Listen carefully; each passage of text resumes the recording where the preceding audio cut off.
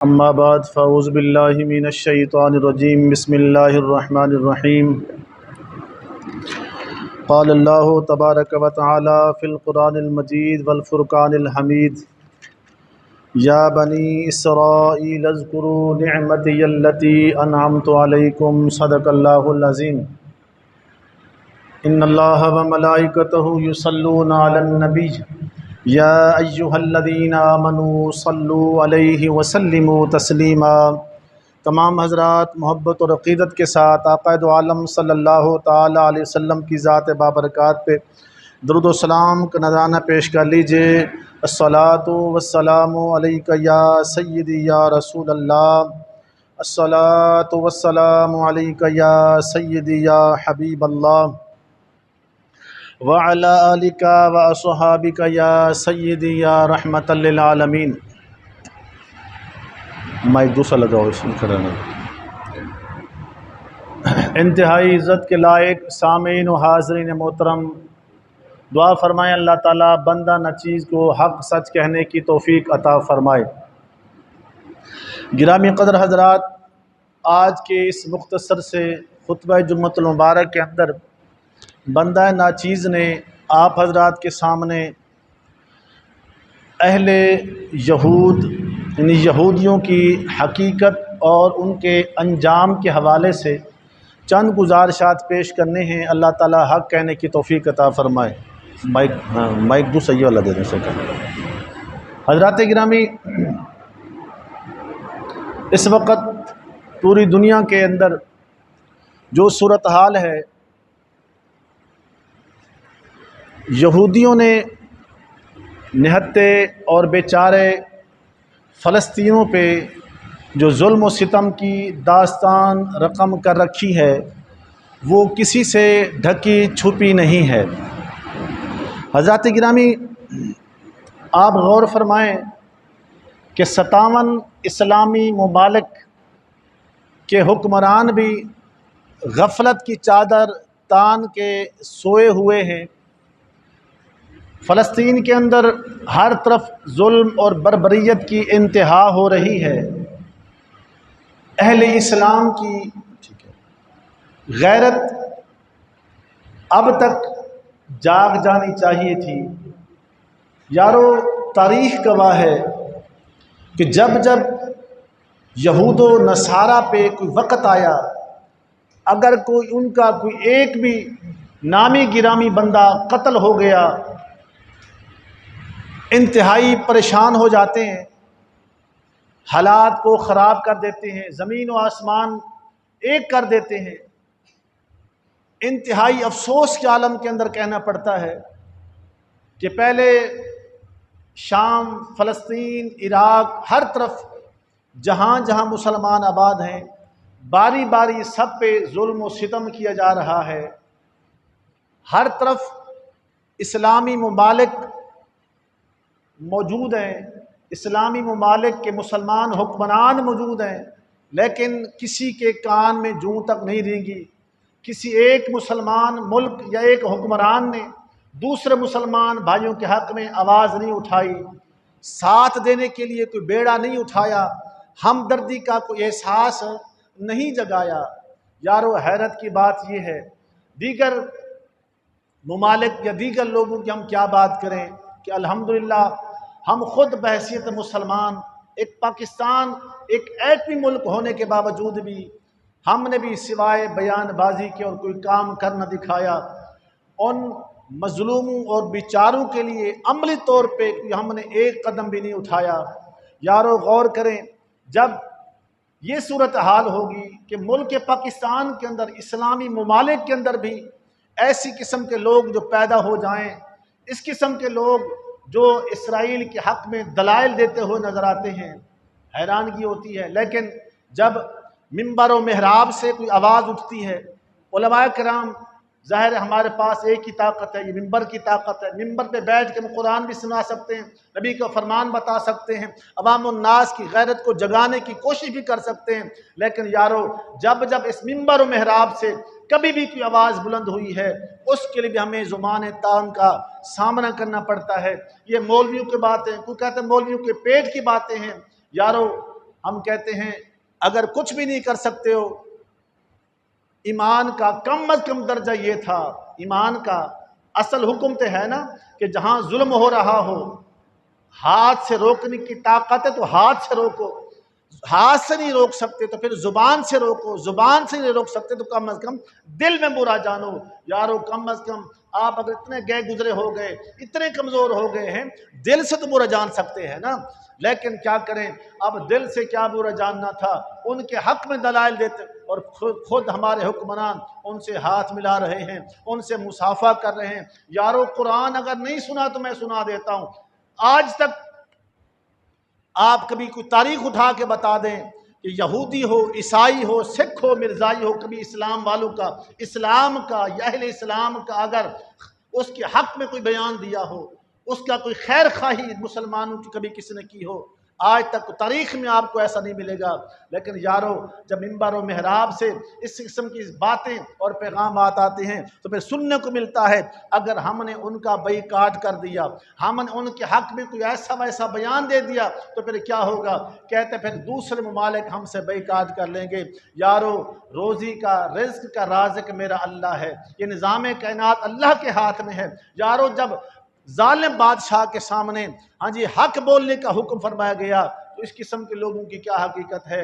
یارو آج وقت ہے جس سے جو ہو سکتا ہے، اگر کوئی ہاتھ سے روک سکتا ہے تو ہاتھ سے روکنے کی کوشش کرے، زبان سے روک سکتا ہے تو زبان سے روکنے کی کوشش کرے، نہیں تو کم از کم ان لوگوں کا ہم بائیکاٹ تو کر سکتے ہیں، ان کی مصنوعات سے روگردانی تو کر سکتے ہیں۔ یارو روپیہ ہمارا ہے، پیسہ ہمارا ہے، استعمال کر کے ان کی اشیاء کو خرید کے، حالانکہ ان کے متبادل اشیاء موجود ہیں، خرید کر کے ان کو نفع پہنچایا جا رہا ہے۔ یارو ہمارے روپے پیسے سے وہ امیر کبیر ہو گئے، دنیا کی طاقتیں ان کے پاس جمع ہو گئی ہیں۔ خیر گرامی قدر حضرات، آج مختصر سے وقت میں آپ کو عرض یہ کرنا ہے کہ یہود و ہنود ایسی ظالم قوم ہے، توجہ ہے آپ حضرات کی، ایسی ظالم قوم ہے، بے مروت قوم ہے، بے حس قوم ہے، یہ ایسی رذیل قوم ہے، بلکہ میں کہتا ہوں یہ دنیا کی احسان فراموش کوئی قوم ہے تو یہود کی قوم ہے۔ آپ حضرات کو سمجھ آ رہی ہے؟ غصے میں بیٹھے ہوئے ہیں، ذرا کچھ بولے سبحان اللہ ماشاءاللہ کہ مجھے پتا چلے۔ یہ یہود رذیل قوم ہے، احسان فراموش قوم ہے۔ یارو رب کا قرآن اب پہلا پارہ سورۃ بقرہ کا پہلے پاؤں سے پہلے اللہ رب العالمین نے کئی رکوع کے اندر اس قوم کا ذکر فرمایا۔ خدا کی قسم یارو غور کرنا، یہ وہ قوم ہے جو خدا کے احسانوں کو بھی نہیں مانتی، جس قوم نے اللہ کے احسانوں کو فراموش کر دیا، جس قوم نے اللہ سے کیے ہوئے عہد و پیمان کو پس پشت ڈال دیا، یہ وہ قوم ہے جنہوں نے انبیاء کو قتل کیا، یہ وہ قوم ہے جنہوں نے خود کی خیر خواہی نہیں کی۔ یارو رب کا قرآن کہتا ہے لا تتخذوا اليہود والنصارى اولیاء بعضهم اولیاء بعض، فرمایا وہ ایک دوسرے کے دوست ہو سکتے ہیں، ایمان والوں کے دوست نہیں ہو سکتے۔ لیکن ایمان والوں کو کیا ہو گیا، ہماری ساری امیدیں ان سے وابستہ، ساری خیر خواہیاں ان کی طرف منسوب ہیں۔ یارو آؤ رب کا قرآن پڑھو، اللہ رب العالمین اپنے کلام پاک کے اندر پہلے پارہ کے اندر فرما رہا ہے یا بنی اسرائیل اذکروا نعمتی التی انعمت علیکم، فرمایا اے بنی اسرائیل یاد کرو ان نعمتوں کو جو نعمتیں تمہیں تمہارے خدا نے عطا فرمائی تھی۔ اب ذرا یہاں پہ اس آیت پاک کے پس منظر کی طرف جاتے ہیں کہ اصل یہود ہیں کون، کہاں سے پیدا ہوئے، کس طرح چلتے چلتے یہاں پہ پہنچے، ان کو طاقت کس نے بخشی ہے۔ حضرت سیدنا ابراہیم علیہ السلام جو کہ نبی علیہ السلام کے جد امجد ہیں، آپ علیہ السلام کے دو لخت جگر تھے، حضرت سیدنا اسماعیل علیہ السلام اور حضرت سیدنا اسحاق علیہ السلام۔ اب نبی خدا جد الانبیاء کی جب یہ لڑی، یہ سلسلہ آگے چلتا ہے نا، اس میں بڑے بھائی تھے حضرت اسماعیل علیہ السلام، چھوٹے تھے اسحاق علیہ السلام۔ حضرت اسحاق علیہ السلام کی لڑی سے آپ کی نسل سے مسلسل انبیاء کرام علیہ السلام مبعوث ہوتے رہے ہیں، تو جو ہے نا حضرات کی انبیاء کرام علیہ السلام تشریف فرما ہوتے رہے، ایک کے بعد دوسرا، دوسرے کے بعد تیسرا۔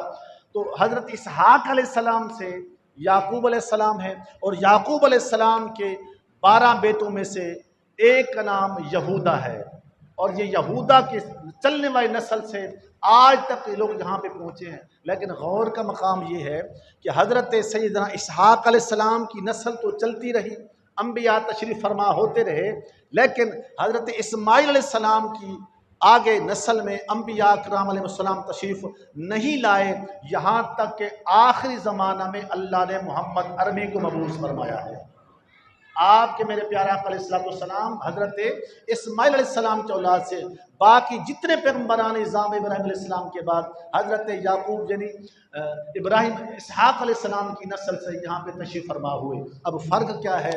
اسماعیل علیہ السلام رہتے تھے مکہ کے اندر، اسحاق علیہ السلام رہتے تھے شام کے اندر۔ شام کے اندر وہ یہودی پلے بڑھے جمے پھولے پھیلے، لیکن اب غور یہ کرنا ہے شام کے رہنے والے مکہ مدینہ میں کیسے آ گئے، اللہ کے نبی کے کیسے دشمن بن گئے۔ حضرات گرامی آپ حضرات غور فرمائیں، نبی اکرم نور مجسم صلی اللہ علیہ وسلم کے غلاموں، اللہ کے نبی ارشاد فرما رہا ہے یا بنی اسرائیل اذکروا نعمتی التی، اے بنی اسرائیل یاد کرو میری نعمتوں کو۔ بنی اولاد کہتے ہیں اسرائیل اسرائیل جو ہے حضرت سیدنا یعقوب علیہ السلام کا لقب ہے۔ اسرائیل کا معنی عبداللہ بھی ہے، اسرائیل کا معنی امیر بھی ہے، اسرائیل کا معنی مجاہد بھی ہے، یعنی بالخصوص حضرت یعقوب علیہ السلام کا لقب ہے بنی اسرائیل، یعنی یعقوب علیہ السلام کی اولاد۔ اب اس اولاد یعقوب پہ اللہ نے کیسے کیسے انعامات عطا فرمائے، گرامی قدر حضرات غور فرمائیے گا۔ علماء کرام لکھتے ہیں دیگر عام نعمتیں جو اللہ کریم ہر انسان کو عطا فرماتا ہے نا، ان سے ہٹ کے اللہ نے جو نعمتیں اس قوم بنی اسرائیل کو عطا فرمائی تھی وہ کیا تھی؟ وہ یہ تھی کہ بنی اسرائیل کو اللہ تبارک و تعالیٰ نے فرعون سے نجات بخشی تھی۔ کس سے؟ فرعون سے، یعنی اسرائیل کی پوری نسل 6 لاکھ پہ مشتمل تھی، لیکن فرعون جو ہے اس 6 لاکھ کو 1,07,00,000 بندے لے کر کے آیا ان کو ختم کرنے کے لیے۔ اللہ نے یہ احسان عظیم فرمایا، 1,07,00,000 بندے مخالف تھے 6 لاکھ کو ختم کرنے کے لیے، اللہ نے ایسا احسان فرمایا وَإِذْ نَجَّيْنَاكُم مِّنْ آلِ فِرْعَوْنَ، آل فرعون سے اللہ نے ایسی نجات عطا فرمائی کہ 1,07,00,000 مغلوب ہو گئے، اللہ نے 6 لاکھ کو فتح عطا فرمایا۔ پہلا احسان جو تھا اس بنی اسرائیل پہ، اس یہودی نسل پہ یہ ہوا تھا، اور دوسرا احسان یہ تھا اسی یعقوب علیہ السلام کی نسل میں انبیاء کرام علیہ السلام کی تشریف آوری ہوتی رہی۔ ایک اور احسان یہ بھی تھا کہ یہی وہ قوم تھی جس کے لیے اللہ پاک نے آسمان سے من و سلوہ بنے بنائے، پکے پکائے، بنے بنائے کھانے اللہ آسمان سے نازل فرماتا تھا، اور پھر یہی قوم تھی جس کے لیے اللہ پاک نے اپنی قدرت کاملہ سے ایک اتنے سے پتھر میں سے اللہ نے 12 چشمے جاری فرما دیے تھے۔ یہ احسان بھی اللہ تبارک و تعالیٰ اسی قوم کے اوپر تھا۔ پھر تورات بھی اللہ پاک نے اسی قوم کو عطا فرمائی تھی۔ پھر اس کے بعد تورات کی جو ہے حفاظت کرنے کا حکم بھی اللہ نے اسی قوم کو عطا فرمایا تھا۔ گرامی قدر حضرات میں عرض کر رہا ہوں اتنے سارے احسانات اللہ نے اس قوم پہ فرمائے، اب اللہ پاک احسان یاد کروا کے فرما رہا ہے اے بنی اسرائیل میری نعمتوں کو ذرا یاد کرو، وَأَوْفُوا بِعَهْدِي أُوفِ بِعَهْدِكُمْ، اور میرا جو تمہارا عہد و پیمان ہوا تھا نا اس کو پورا کرو۔ غور کیجئے گا اللہ نے اتنی ساری شان نعمت عطا فرمائی، پھر اسی قوم سے اللہ پاک نے عہد و پیمان فرمایا۔ اب عہد و پیمان کیا تھا؟ اللہ پاک نے فرمایا کہ میں تمہیں جو بھی حکم دوں گا میرے حکم کی تعمیل تم کرتے رہنا، جنتی میں بناتا چلا جاؤں گا۔ اللہ فرما رہا ہے میری نعمتوں کو یاد کرو، میرے ساتھ کیا وعدہ پورا کرو، وَإِيَّايَ فَارْهَبُونَ، اور صرف تم مجھ سے ڈرتے رہو۔ حضرات گرامی قدر حضرات آپ غور فرمائیں، اللہ پاک ان کو فرما، اب عہد و پیمان کیا تھا کہ تم میرا حکم مانو گے۔ اب اللہ کے حکم، اللہ کے حکامات میں سے ایک بہترین حکم جو تھا، اصل حکم جو تھا، انفرادی جو حکم تھا نا، اللہ نے وہ حکم یہ دیا تھا اے بنی اسرائیل جب میرا محبوب علیہ السلام آ جائے، توجہ ہے، جب آخری نبی آ جائے تو تمام شریعتیں منسوخ ہو جائیں گی، تمام کتابیں منسوخ ہو جائیں گی۔ اس آخری نبی کا تم نے کلمہ پڑھنا ہے، میرے محبوب کی تم نے پیروی کرنی ہے۔ فرمایا ان احکامات میں سب سے پہلا حکم میرا یہی ہے، اگر تم میرا حکم مانو گے میں تمہیں جنتی بنا دوں گا۔ اللہ فرما رہا ہے میری نعمتوں کو یاد کرو اور میرے ساتھ کیا ہوا وعدہ جو ہے اس کو تم پورا کرو۔ اب کیا وعدہ تھا؟ فرمایا وَآمِنُوا بِمَا أَنزَلْتُ مُصَدِّقًا لِمَا مَعَكُمْ، اے بنی اسرائیل اب تم ایمان لے آؤ اس چیز پہ جو میں نے نازل فرمائی ہے۔ کس پہ؟ قرآن مجید فرقان حمید پہ، یعنی میرے محبوب علیہ السلام کو بھی مانو، محبوب پہ نازل ہونے والی کتاب کو بھی تم دل سے تسلیم کر لو۔ وَلَا تَكُونُوا أَوَّلَ كَافِرٍ بِهِ، قرآن مجید کے آنے کے بعد سب سے پہلا انکار تمہاری طرف سے نہیں ہونا چاہیے۔ کیوں؟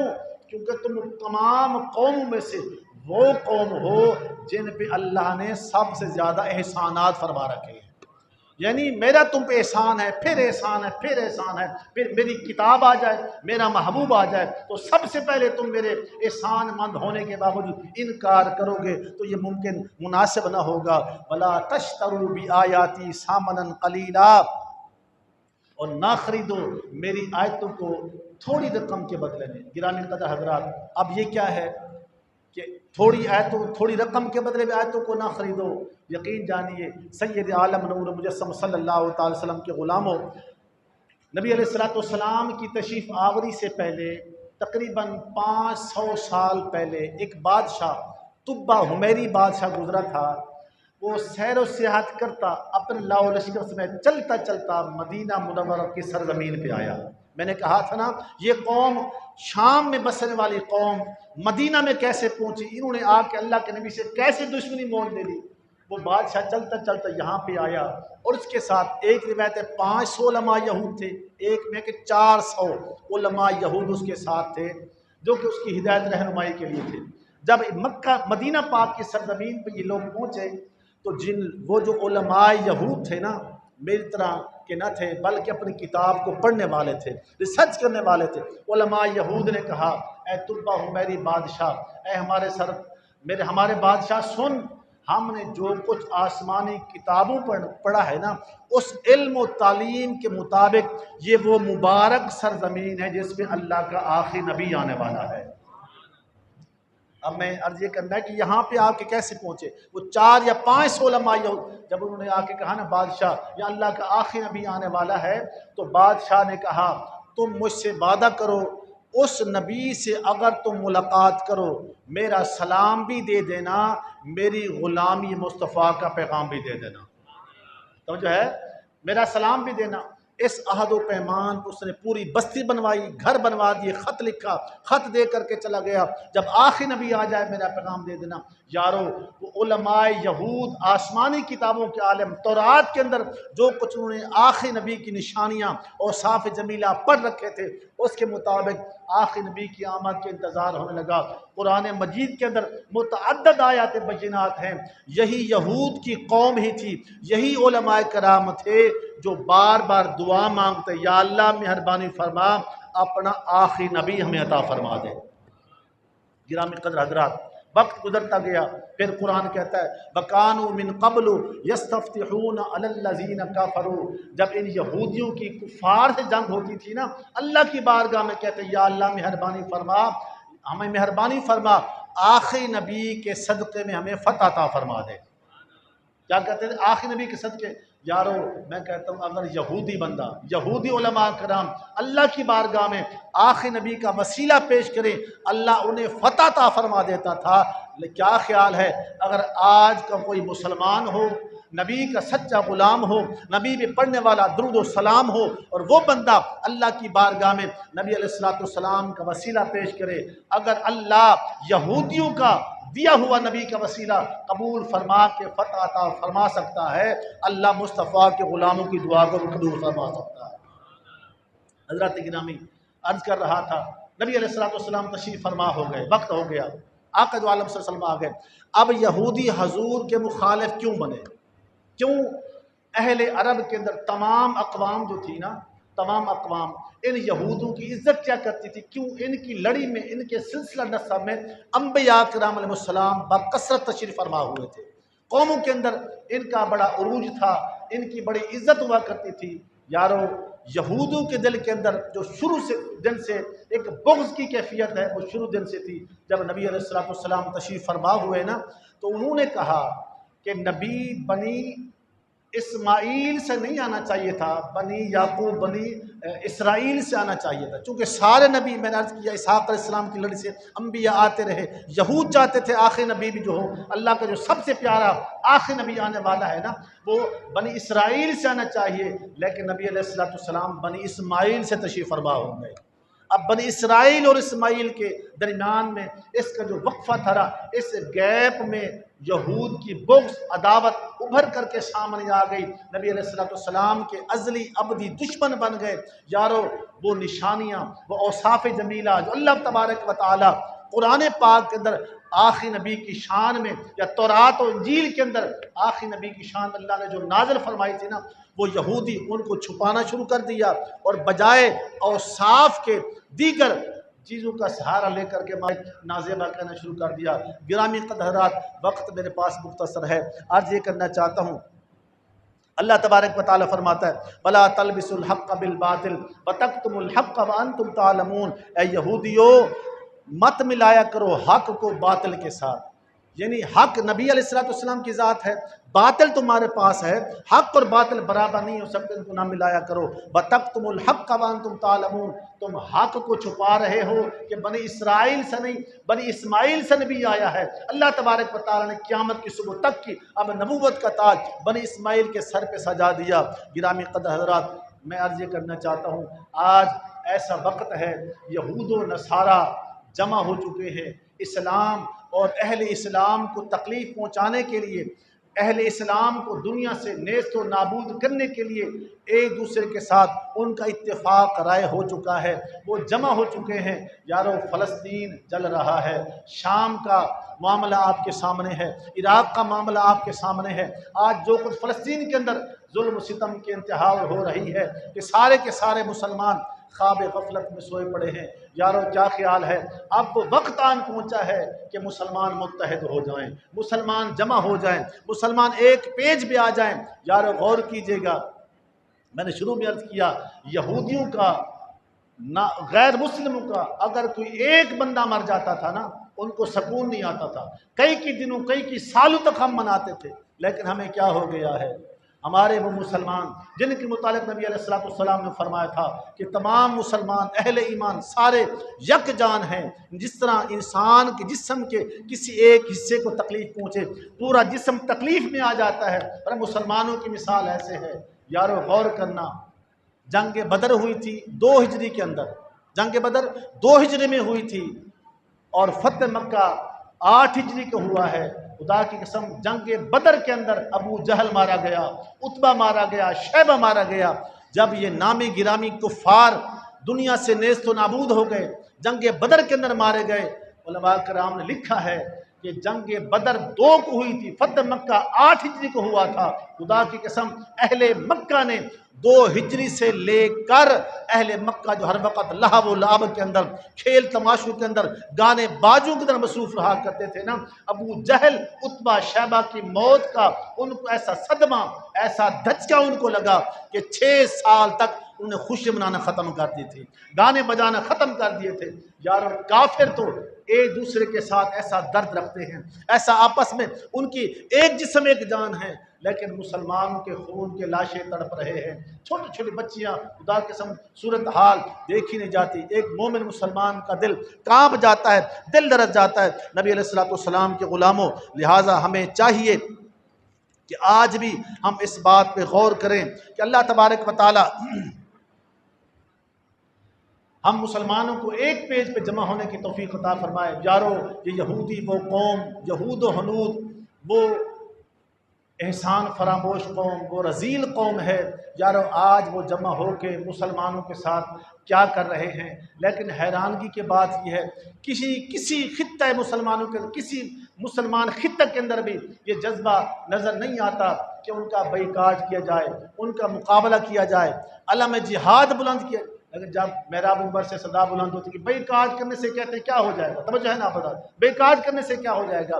نبی علیہ السلام کے غلاموں، جنگ خیبر کے اندر اللہ تبارک و تعالیٰ کے محبوب علیہ السلام نے جب قبیلہ بنو نذیر کے ساتھ مقابلہ کیا نا، وہ اپنے قلعوں پہ چڑھ گئے، بلند جگہ پہ چڑھ گئے، تاریخ اس بات پہ گواہ ہے، قلعوں پہ چڑھ گئے۔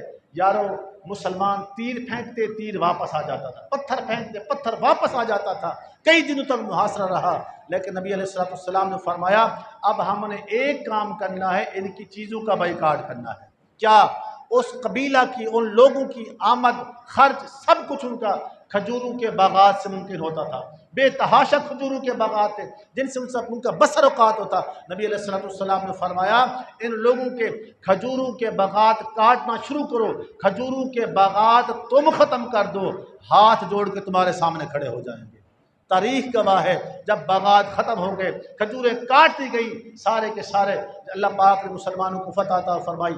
اور حضرت ثمامہ بن اسال یمامی جب وہ قبول اسلام انہوں نے کیا تھا نا، انہوں نے بھی مکہ والوں کو پیغام دیا، مکہ والو تم ہر وقت میرے محبوب علیہ السلام کے خلاف سازشیں کرتے ہو، میرے محبوب کو ستاتے ہو، سنو تمہارے پاس گندم ہمارے ملک یمامہ سے جاتی ہے، توجہ ہے نا، یمامہ سے جاتی ہے، خوب یاد رکھو اگر تم نے مصطفیٰ کے ساتھ مخالفت نہ چھوڑی، میرے مصطفیٰ کو ستانا نہ چھوڑا، یاد رکھو تمہیں گندم کا ایک دانہ بھی نہیں ملے گا۔